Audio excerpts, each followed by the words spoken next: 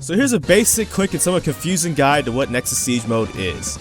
Pretty much the basics of it is, it's a time attack. It's who can siege the Nexus the fastest, and who can take it the fastest wins the game.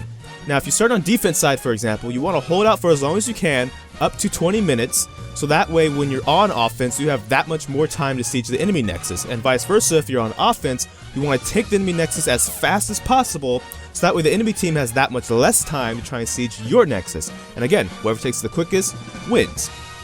Where it gets a little bit more confusing, what I see, is when you go to like the offensive and defensive like weapons and stuff you can use on both sides to help you either defend or siege that much better.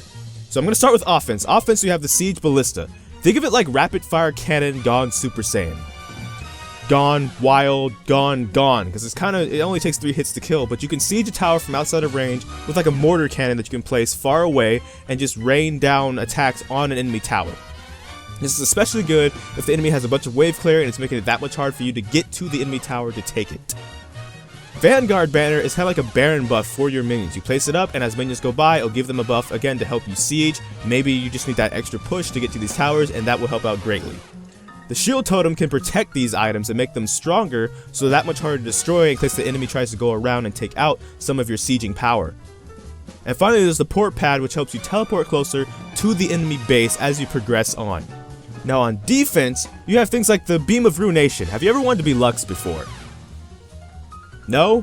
Well, too bad. That's what this pretty much is, 3 Lux lasers and a beam. But one of the most confusing things is, if you put this on like your F key, for example, as a summoner spell on F, and you then place it on a tower to attack, you use F again to fire the consecutive beams, like you would a Xerath ult if you were using his R. You press R again to fire his extra shots. That's the same thing with this Beam of Ruination. The Storm Bulwark is pretty much a Zhonya's Hourglass for your tower. It's really good at helping stop sieges and making your tower invulnerable for a full 6 seconds.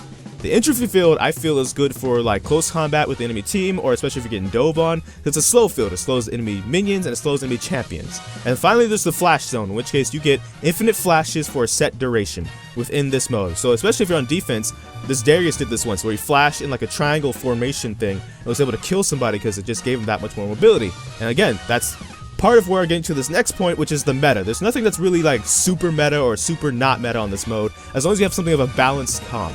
Like Jinx and Tristana, for example, they're tower destroyers. They're actually really good on this mode, but don't pick a 5-man 80 carry team because you'll be susceptible to bursts or enemy divers or enemy tanks, things like that. One of the biggest things I forgot to mention, unfortunately, but I'm going to mention now, is the Obliterator. If you're on defense, one of the best ways to help you stay alive is to push 15 of your own minions into the enemy spawn point to trigger the Obliterator, which if the Beam of Ruination was the Lux Laser, this is literally like Goku coming back from Namek and firing 3 Kamehamehas consecutively down all 3 lanes. It'll pretty much clear all minions and clear all enemy champions, and like kind of like a reset. Think of it like that. So that's what you're trying to do on defensive mode. And on offense, to dodge this, go into the jungle. You cannot be caught in that beam. It is instant death. It doesn't matter how much health you have. So hopefully I cleared a few things up about Nexus Siege mode. Again, this mode's going to be around for this weekend and next weekend. But that's all for this video from me. If you watched this far, thank you for watching. Life is full of a lot of kinks, so I don't know which video will be next. So until next time, take care from the Fire God Eye, FS.